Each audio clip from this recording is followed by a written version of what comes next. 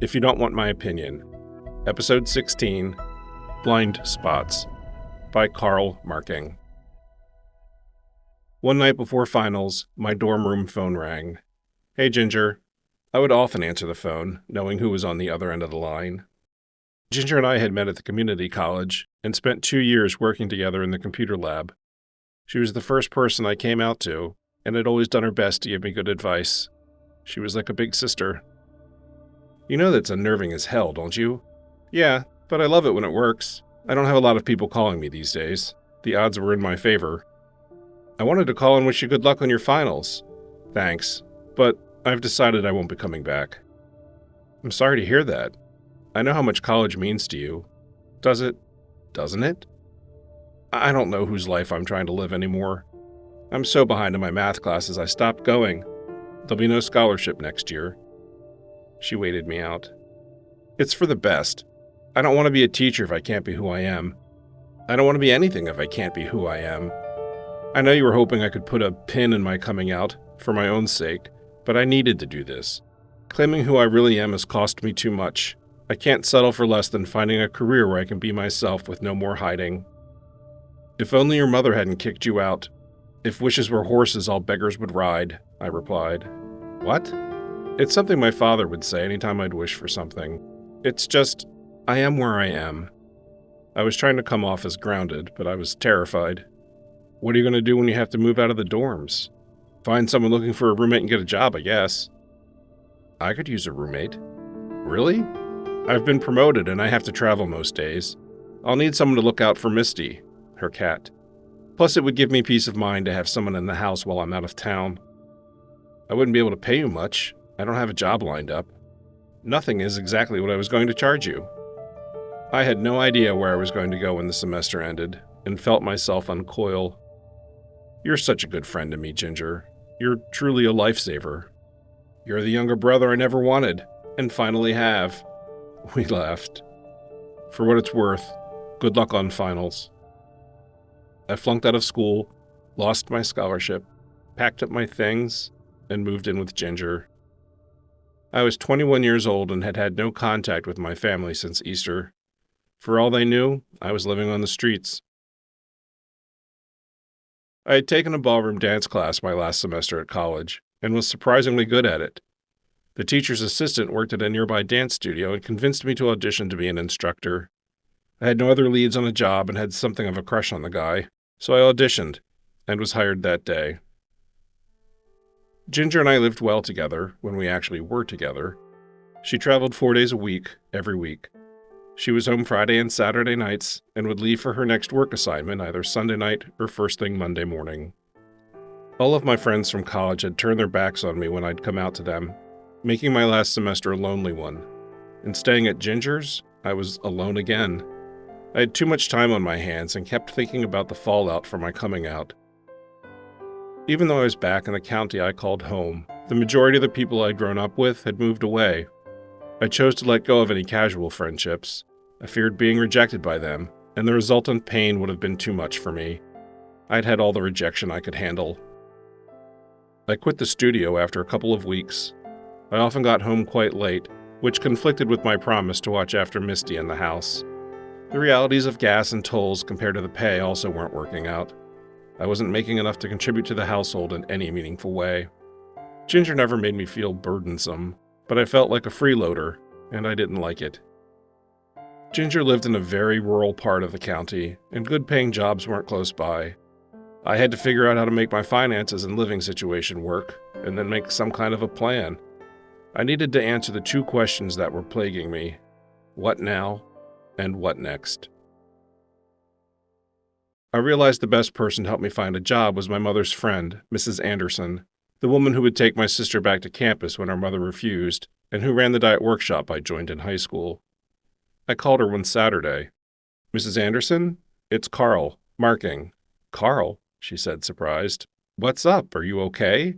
"I'm okay. I need a job, and I was wondering how your placement agency works." "Are you looking just for summer work?" "Not necessarily." "Oh, I see," she replied. "How about this? Put on a pair of slacks and a dress shirt, and meet me at my place Monday morning at 8. You can follow me into Wilmington, and I'll put you through our placement testing. What are you looking for? Well, I don't really know what my options are, but I know WordStar and DBase 3+. I've worked in retail, done janitorial work, substitute taught, worked on a loading dock, and recently spent a couple of weeks as a ballroom dance instructor. We don't get a lot of requests for ballroom dance instructors, but the rest sounds good. Can you type? 65 words a minute, and I know how to use an IBM Selectric. Oh, that's great. We won't have any trouble finding you something. See you Monday morning. I hung up the phone and went to get lunch and pick up some groceries. It was a bright summer day with a steady breeze. I had the window down to feel the wind on my face and was blaring Mozart as I drove through town. As I passed the town's only bank, I noticed two men dressed in white hoods and robes. I'd never seen Klansmen of the KKK live and up close. I couldn't help but stare. They were handing out something to people walking by, as well as to those coming and going from the bank. Some people engaged with them while most looked away and quickly walked by. It was like watching a couple of satanic Salvation Army bell ringers at Christmas. When I told Ginger about it, she said they were handing out applications. Applications for what? To join the Klan. I knocked on Mrs. Anderson's kitchen door off her driveway Monday morning at 7:55. "Don't you look nice," she said. "It's the finest Kmart and Peebles had to offer," I replied. "Do you want any coffee or a soda for the road?" "No, thank you." She went over the details of where we were heading and which parking garage we'd use in case we got separated. When we got to her office, it was something of a madhouse. She was squeezing me in among already scheduled appointments, and it took a couple of hours for things to settle down. She administered a series of aptitude tests to determine which clerical positions I'd be suited for, and had me take a typing test. "I'm taking Carl to lunch," she called out to her assistant when I'd finished. "You don't have to do that," I said. "I know, but I'm going to.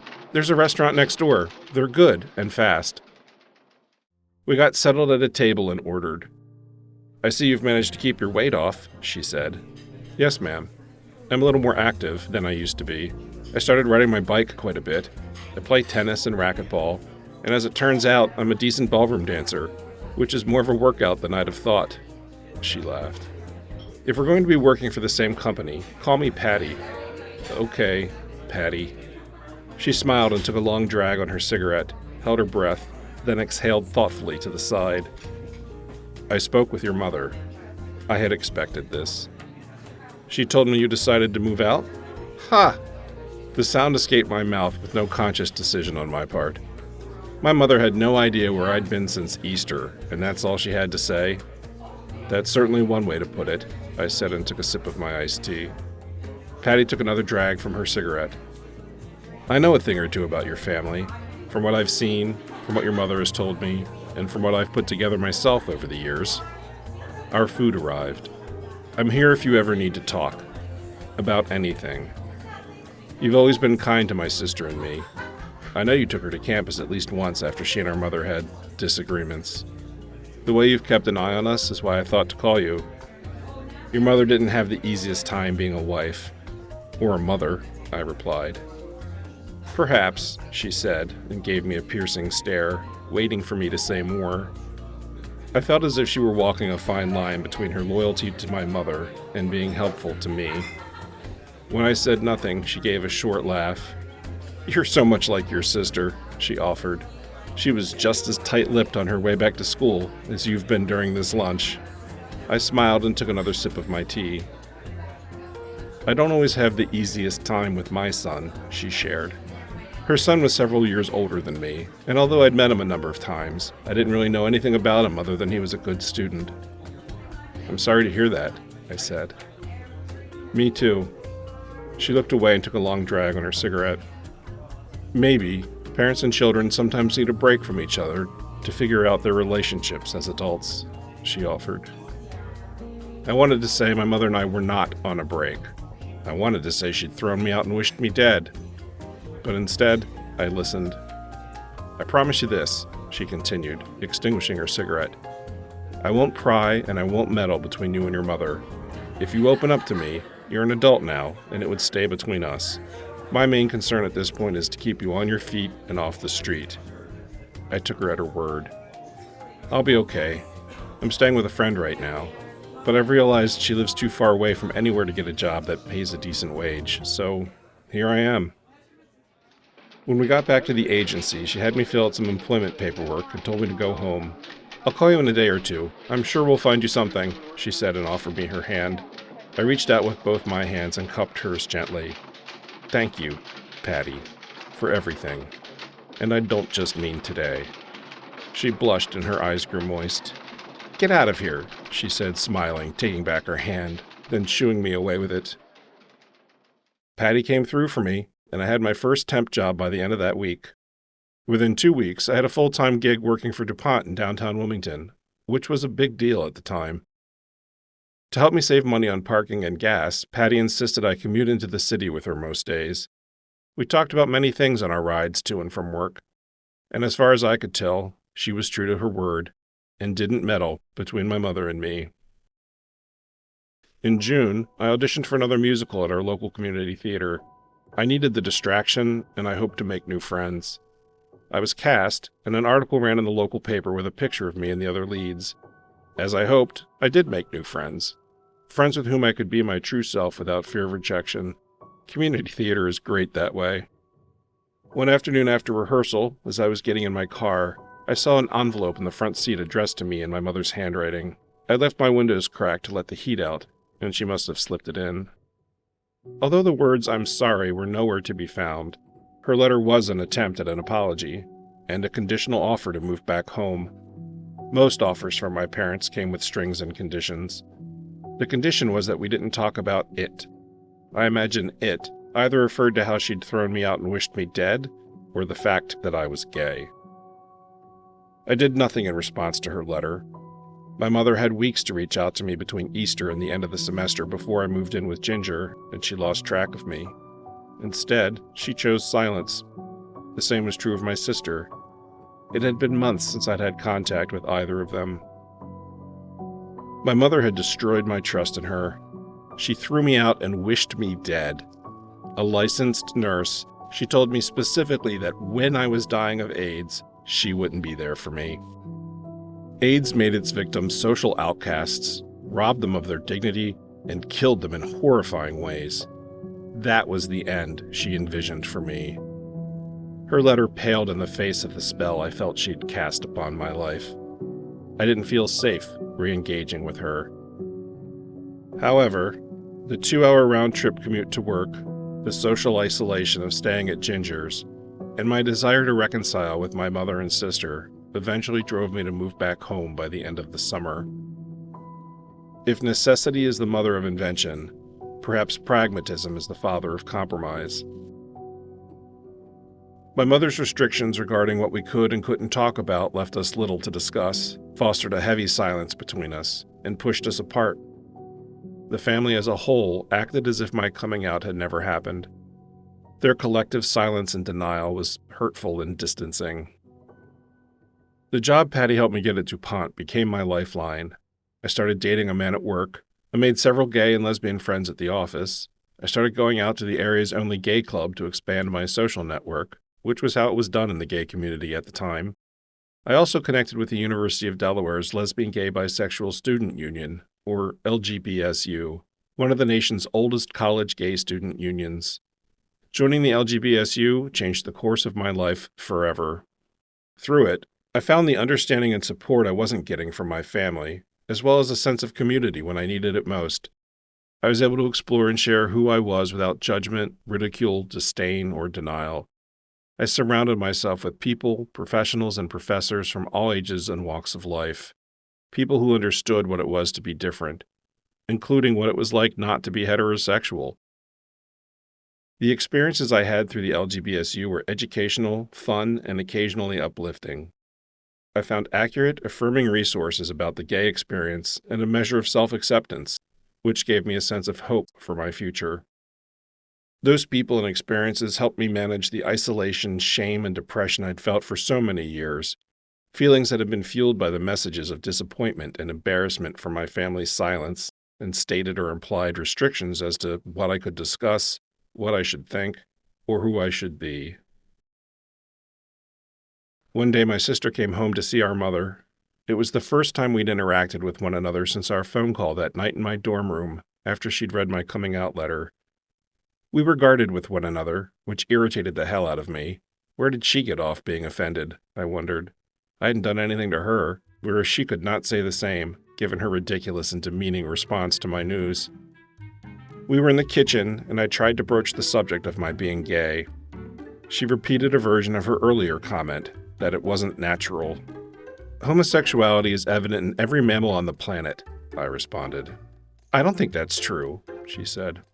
In fact, I pushed, the greater the intelligence of the mammal, the more frequent the incidence of homosexuality. Are you saying you're smarter than me? She snapped. I wanted to say, in this particular moment I seem to be. As satisfying as it would have been in that moment to have said that, it wouldn't have been helpful to my goal of reconnecting. I was genuinely trying to educate her on the subject. I'm saying, dolphins are smarter than chipmunks, so homosexuality occurs more frequently in dolphins. She made an exasperated noise and walked out of the room. My mother's conditions for my moving in left us with nothing substantive to discuss. Topics were limited to the weather, television, and a specific subset of current events. It was a stunning and unhealthy display of denial. Her choices to be inauthentic with me, to pretend my coming out had never happened, and to pretend she'd never wished me dead, became the issues we couldn't move beyond. She rejected me for who I was as a person, and we couldn't discuss it. I tried my best, but two people cannot work through a conflict if one of them refuses to acknowledge it exists. The division I worked for at DuPont was moving to a new building 30 minutes further away. The extra time that would add to my commute left me with a decision to make: change jobs or move closer. So I found a cheap, one-bedroom, first-floor apartment minutes from the new office location and moved back out of my mother's house less than 2 months after I'd moved back in. Having my own apartment was transformative. It was the first time I lived alone without a safety net. I did what I wanted, when I wanted, with whom I wanted. I lived my life by my rules, for me and no one else. The apartment was decorated entirely with furniture from friends, the Salvation Army, and things I'd stop and pick up on bulk trash day, but it was mine. I survived on hot dogs and Kraft macaroni and cheese, and although I was often lonely, I always felt safe and free. I came home one day and couldn't find the remote for my small color TV. Another day, I went to pour myself a glass of soda and noticed the bottle wasn't where I had left it in the fridge. The third day, I came home from work early and found an open window that I had not opened. As I closed it, I noticed the glass, gallon-sized apple cider jug that I used for spare change had been emptied. The feeling of violation I experienced reminded me of how I felt after I'd been raped. My sense of safety and normalcy had been taken from me. I called the police, and although they dusted for fingerprints, nothing ever came of it. In the long run, the experience was a blessing in disguise, as it made me realize I needed to get my life back on the path I'd originally intended, which meant going back to college. I spoke to my mother and told her I wanted to start back to school part-time, but in order to do that, I'd need to move back home. She was glad to hear it and agreed to let me come back. As it turned out, the son of the upstairs tenant was my thief, and so my landlord let me break my lease. I moved in with my mother just after Easter, a little more than a year after I'd come out. Aside from our dolphin and chipmunk conversation, my sister and I had no meaningful interaction in the year since I'd come out. I needed some work done to my car, and was surprised when she suggested I bring it into the tire company where she'd been working for over a year. I assumed our mother, whose main currency was gossip, had shared my need with her. It was the first olive branch she'd shown me.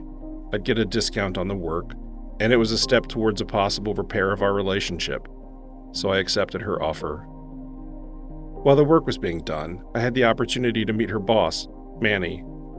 I immediately felt an energy between them, but given he was 14 years her senior, looked a bit like our father, and I'd overheard people in the building talk about his wife and son, I ignored my feeling that there was something between them.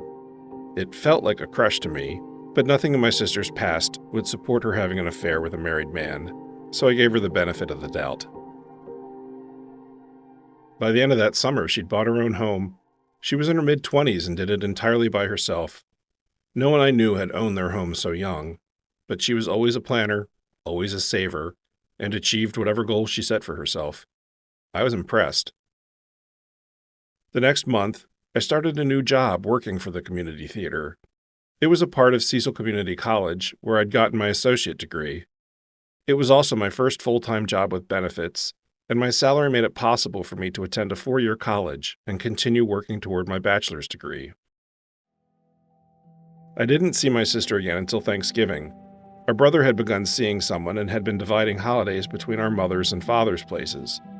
His presence wasn't always guaranteed. My family still wasn't asking about my life, so I rarely had much to say. If I volunteered information, it was met with silence and a subject change. Our holiday dinner conversations still devolved into trauma stories about our father, along with occasional passive-aggressive comments about old slights or grievances with one another. We were playing out the same awkward holiday meal on an endless loop of awkward holiday meals.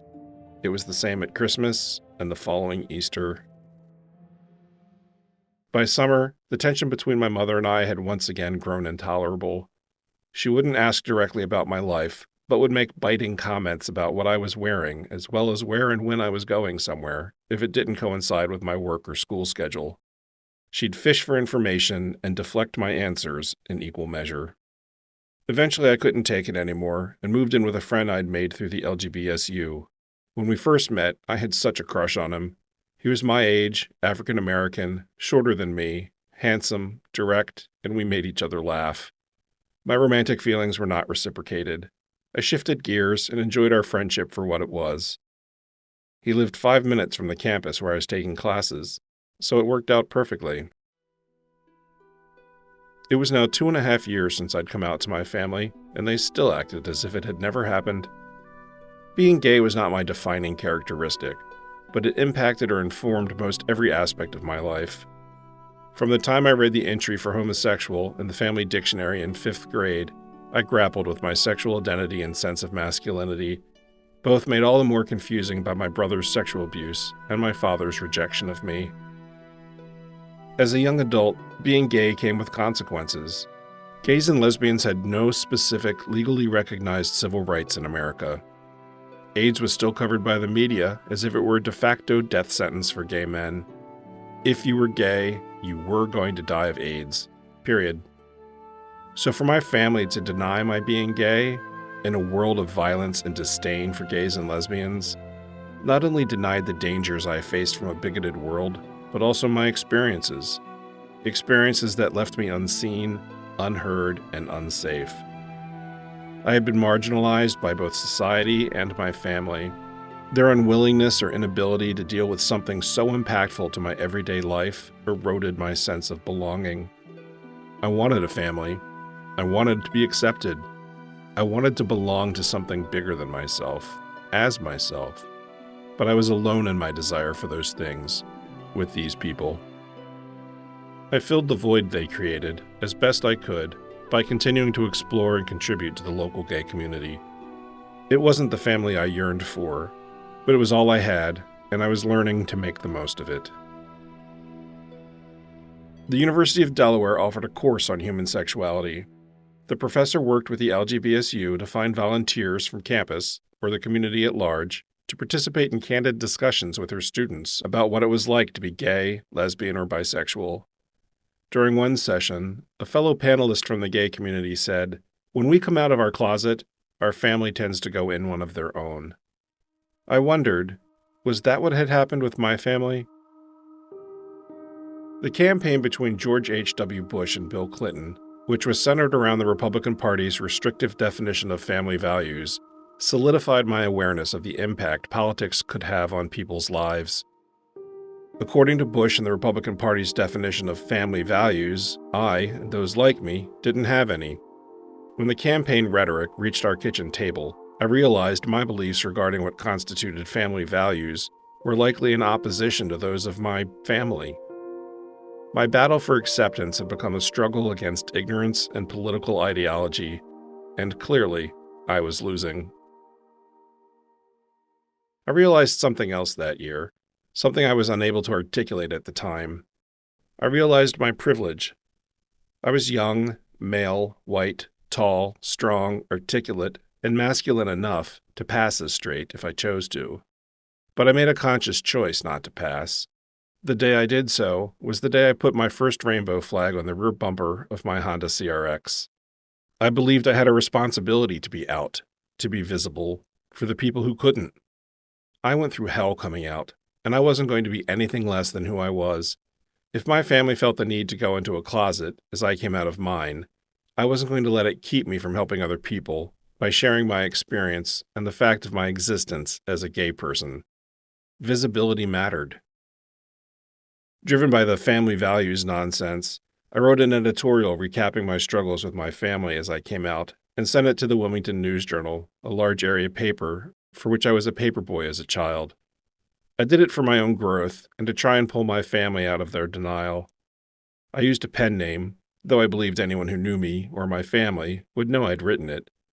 The paper titled it, "A Gay Man's Plea, Break the Awful Silence." One point I'd written still stands out to me. I don't know which would be more painful, shutting your family out or being shut out by them, but the result is the same. Silence. A terrible silence that grows and becomes more profound week after week, month after month. The reasons may seem so valid and important and righteous at the time, but what about in 10, 20, or 30 years? Silence has a tendency to fester. The piece was published that August, and no one in my family said a word about it. My plea was met by their silence. I've been seeing a counselor again for a while, and discovered as I worked on my family damage, my sense of urgency to finish my degree increased. I wanted to start my career, and like my sister, secure my independence. The fastest way I could do so was to move back home, save money, and go back to school full-time. When I shared this plan with my therapist, she reminded me that my prior attempts to live with my mother, since my coming out, had failed. "Things will need to be different," she said. "You've experienced a great deal of individuality and have enjoyed some distance from the patterns of your family. You may want to approach the living situation not so much as mother and son, but as roommates." I hadn't thought of approaching it that way, and began a series of conversations with my mother to establish a set of mutually acceptable ground rules, which we did.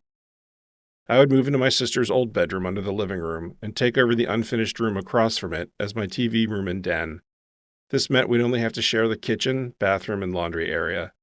The arrangement gave us our own space and privacy, and I moved back home. People are often fearful of therapy. My early experiences with it in college almost turned me away from it for good. Sessions with my counselor focused on strategies for dealing with my family and learning ways to identify and change unhealthy patterns with them and with others in my life.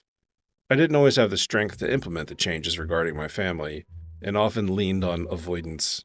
For example, as Christmas approached, I accepted an offer from my friends Lila and Donna to house and dog sit for them while they went home to see their families. It put much needed money in my pocket and gave me a legitimate excuse to shorten the amount of time I spent with my family that Christmas. Their expectation of silence regarding anything to do with my life depressed me, and having an escape was just what I needed. A couple of months later, my brother got married. She was a lovely woman, kind, sweet, and generous. She was Filipino, which was remarkable to me as I had always found my family to be deeply racist. They hadn't burned any crosses, that I knew of. But racism comes in all forms and flavors, and my brother specifically, following in our father's footsteps, had often made racist jokes.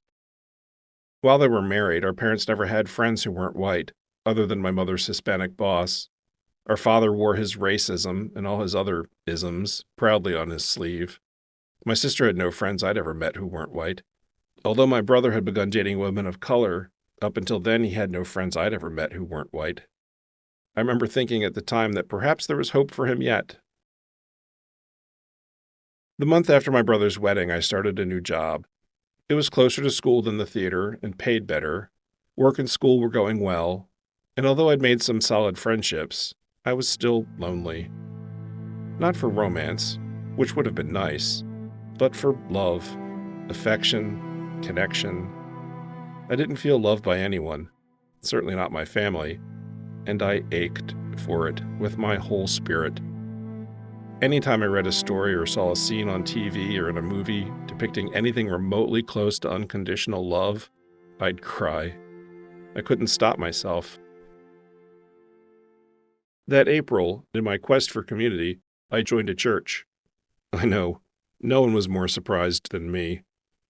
I originally joined to spend more time with Lila and Donna, who were quickly becoming my family.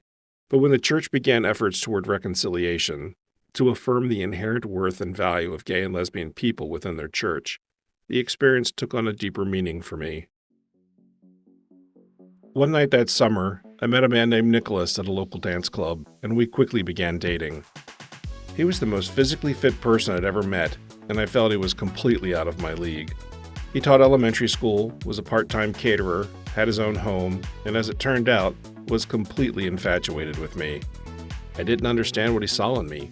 My self-worth was practically nil, so it was equal parts exhilarating and painful.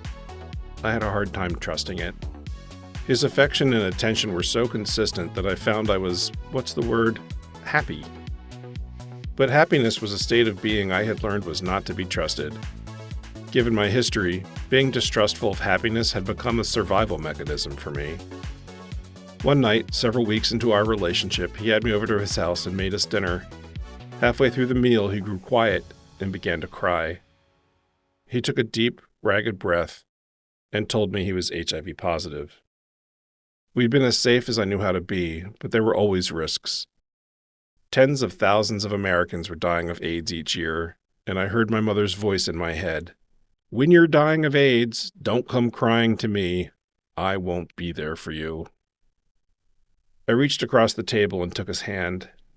I can't believe you'd touch me, Nick said, crying more heavily.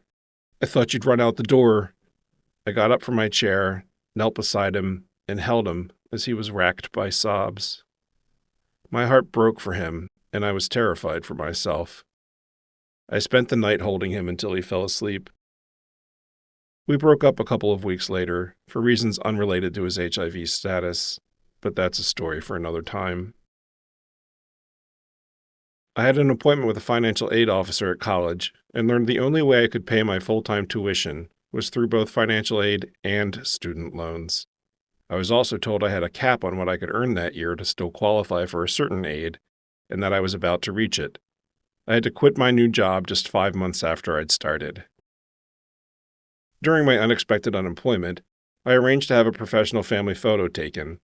It seemed a good idea with the addition of my sister-in-law to the family. I also wanted to have a picture of our mother that was better than the ones taken at the holidays with someone's handheld camera. The morning the picture was to be taken, I got my ear pierced. Years earlier, while working at DuPont, I met a young woman named Malia. She was African American, a lesbian, and we soon became best friends. We'd been talking about getting our ears pierced since we'd met, and for whatever reason, that day just felt like the right time to do it. Are you going to do your right or your left? Malia asked as we walked up to the piercing pagoda kiosk in the Christiana Mall. She was asking what statement I was going to make to the world. At that time, in our part of the country, if you got your right ear pierced, it was a signal you were gay. I think for now my left. I can always wear an earring that identifies me as gay if I want, but I'm not ready to go all in just yet. Okay, love, she laughed, supporting my choice. I was first to arrive for the portrait, and my sister arrived moments later. What's that in your ear? What does it look like? It looks ridiculous, she said. She went on about it for some time until our brother and sister-in-law arrived. He was clearly buzzed, and she turned her attention and comments to him. Our mother, who hated having her picture taken, refused to participate. When I picked up the developed prints, the only people making physical contact with one another in the photo were my brother and his wife. It summed up the relationship between my sister, brother, and me perfectly. We stood apart, disconnected from each other. Learning of my employment situation relevant to my financial aid restrictions, my sister offered me some under-the-table work at her company. I stayed at her house off and on for 3 weeks. She had an austere home, except for the finished basement where she spent her time watching TV, often doing cross-stitch. I had the opportunity to meet more of her coworkers. Whatever romantic energy there was between her and Manny was even more obvious to me.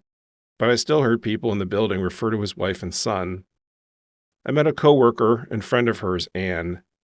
It was as clear to me that Anne was a lesbian as it was that she was attracted to my sister, who seemed blissfully unaware of both things. I kept these observations to myself. As I spent time with my sister in the evenings, I was surprised by how bitter and angry she was.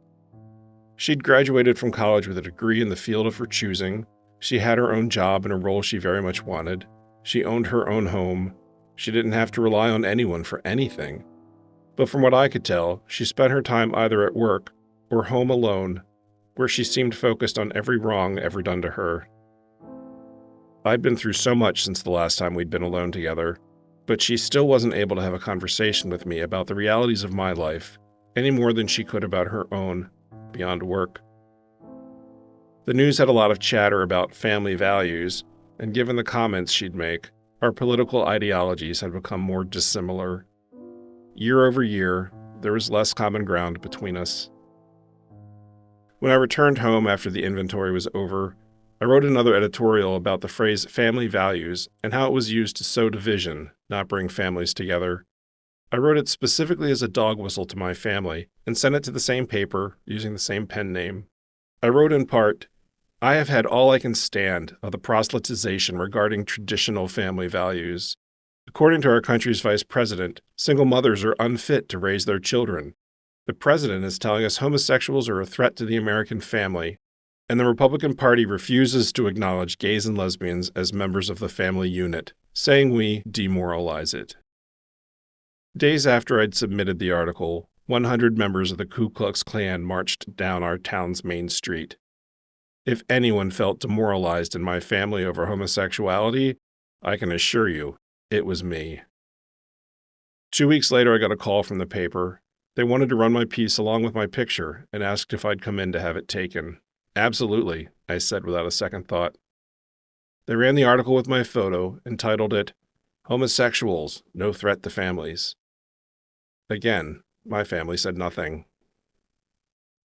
I didn't let their silence slow me down. 2 months later, I was part of a panel of young lesbian, gay, and bisexual people discussing the impact of homophobia and hate crimes for an NBC affiliate TV station out of Philadelphia. It was broadcast during prime time, hosted by a respected journalist, and still my family said nothing. I was losing hope my family would ever see me for who I was and acknowledge, let alone accept, the fact that I was gay. So I chose me.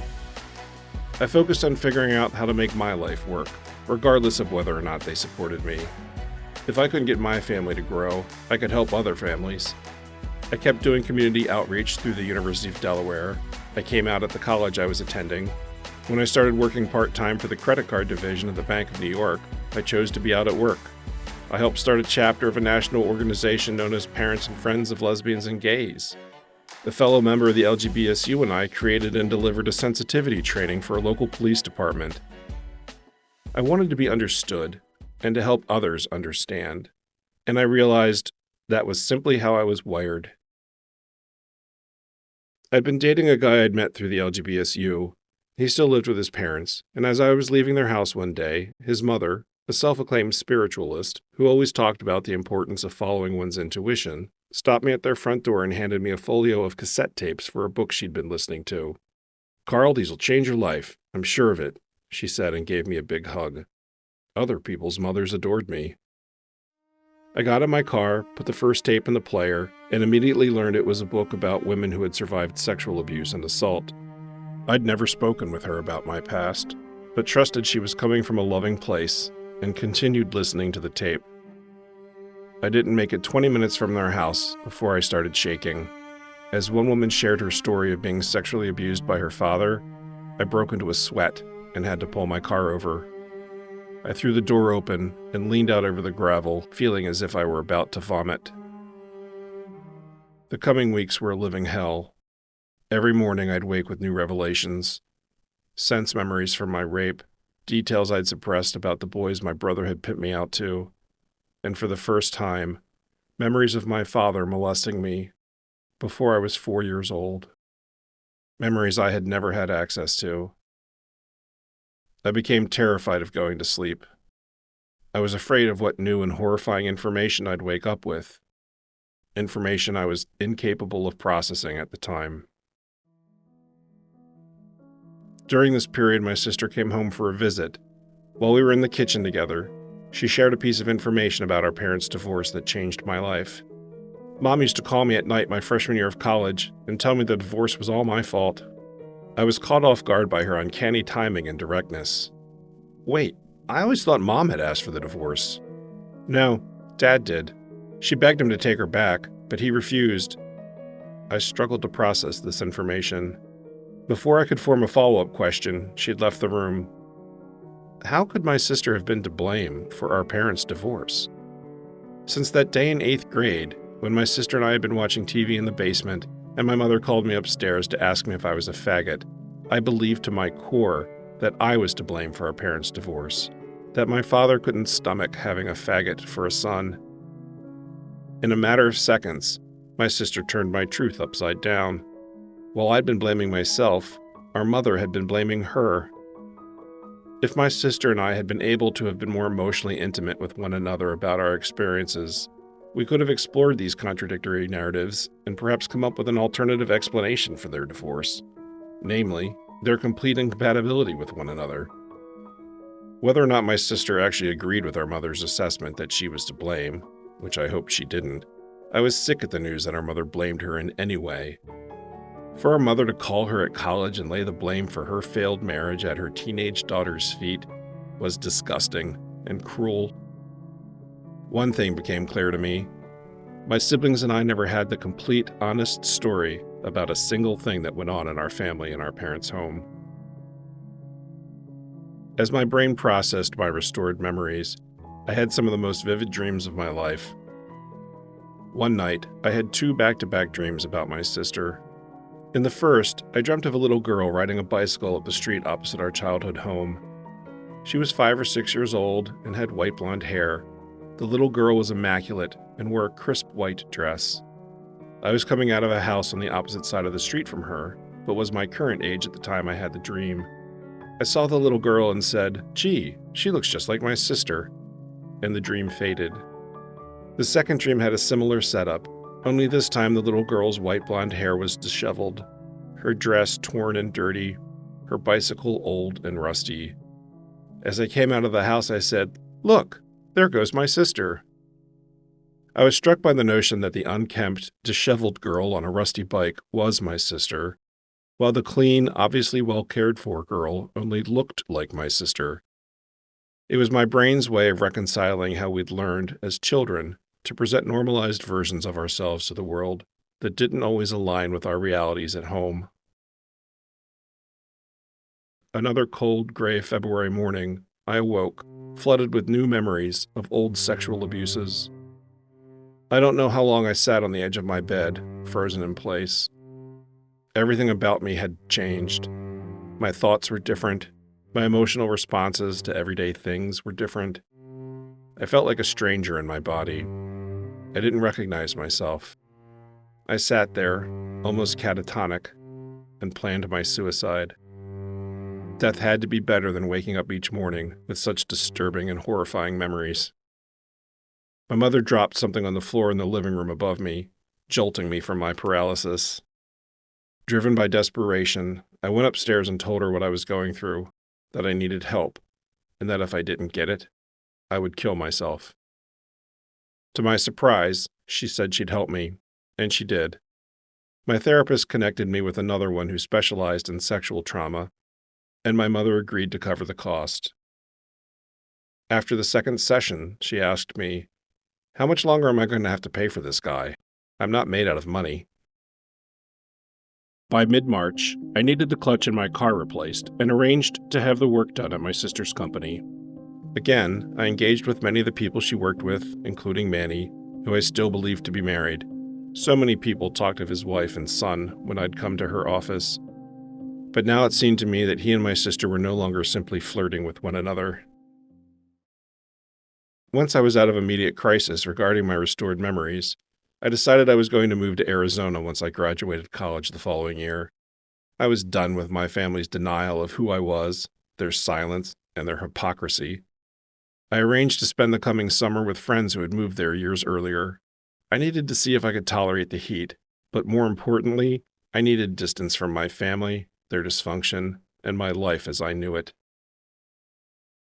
That Easter, 4 years after I'd come out, I took another house and dog sitting gig from Lila and Donna. I was avoiding family holidays as much as possible. Stories about our father now made me physically ill. I couldn't tolerate my brother and his relentless campaign to revise his personal history, and I was incredibly disappointed in my sister over her relationship with her boss. I didn't understand how she could be involved with a married man. I didn't have it in me to put on a smile and pretend everything was normal. Nothing was normal for me. The phone rang at Lila and Donna's. It was my mother. "Mom died," she said, referring to my grandmother. "Your uncle found her dead when he went to pick her up for Easter dinner. She was dressed, sitting in the chair next to the table she used for latch hooking." That was all she could manage to say before she burst into tears. "I'll be right there," I said. I was the one our mother consistently turned to for comfort, even though she seemed incapable of providing any to me. I got in my car and cried the whole way. I loved my grandmother. She was, without a doubt, the single most positive force in my life, and I had never doubted her unconditional love for me. As I entered my mother's house, she was standing on the landing waiting for me. I held her in my arms, her whole body shaking from her sobs. My sister was walking back and forth between the kitchen and living room, making jokes. Our mother went up the half flight of steps, sat down on the sofa, and continued to cry. My sister came into the room, sat down on the lazy-boy swivel rocker across from her, folded her arms across her chest, and continued making jokes. I crossed the room, sat down beside our mother, put my arms around her, and gently pulled her into my side as she tried to pull herself together. The whole scene was so typical, me approaching and dealing with emotions, while my sister backed away from them as much as possible. Once our mother had cried herself out, I gave her a hug and left before my brother and sister-in-law arrived. My mother wouldn't pay for my airfare to attend the funeral. I couldn't afford to do it on my own. My professors weren't willing to make an accommodation so close to finals for the death of a grandparent, so driving the 18 hours each way wasn't an option. I couldn't say my goodbyes to the one person in my family who had always loved me, without question, my entire life. When the semester ended, I left for Arizona for the summer. When I returned home, I started the fall semester of my senior year. I no longer fit into my old life.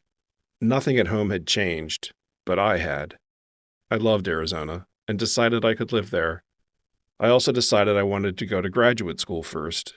My goals were now to apply to grad school, graduate with my bachelor's, and move as far away as possible. My tolerance for my family and the area in general was at an all-time low.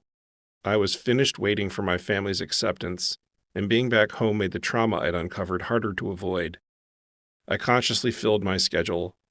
I took 12 credits at school, volunteered 4 hours a week at Planned Parenthood's male STD clinic, volunteered 2 hours a week at the church, worked at least 20 hours each week at the bank, sang in the church choir, and worked with a friend to spin up a sexual minorities support group at the Delaware Lesbian and Gay Health Advocates.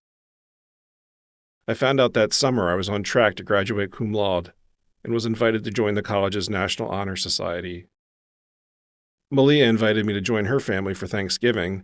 She and I had formed a bond stronger than I'd ever had with anyone else in my life.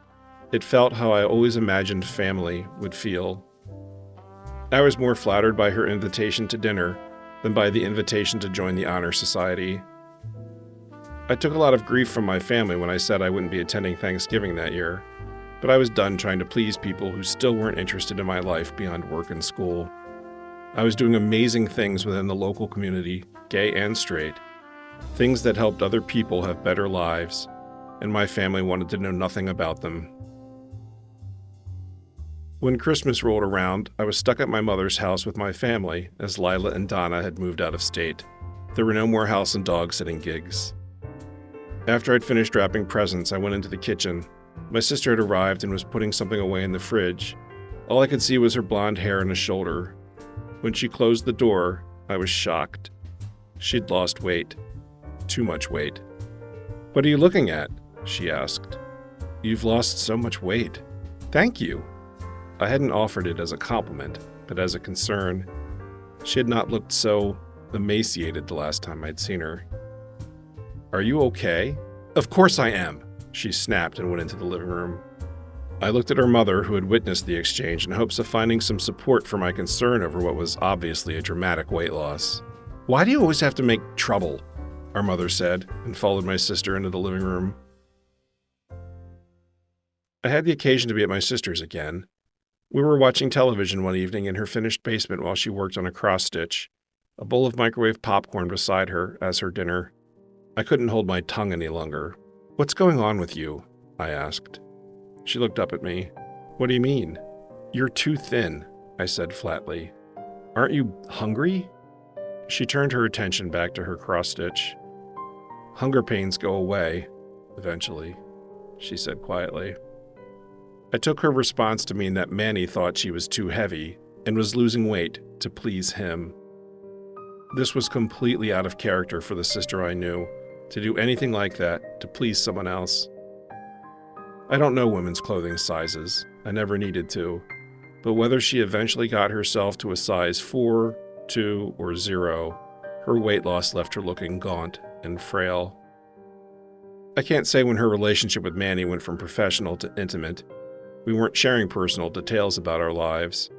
I only knew what I heard and saw, and it seemed clear to me they were romantically involved. She had had the gall to tell me my being gay was an affront against God and nature, and was now involved with a married man. In my woundedness, I held judgment in my heart for her. At least my being gay wasn't a mortal sin.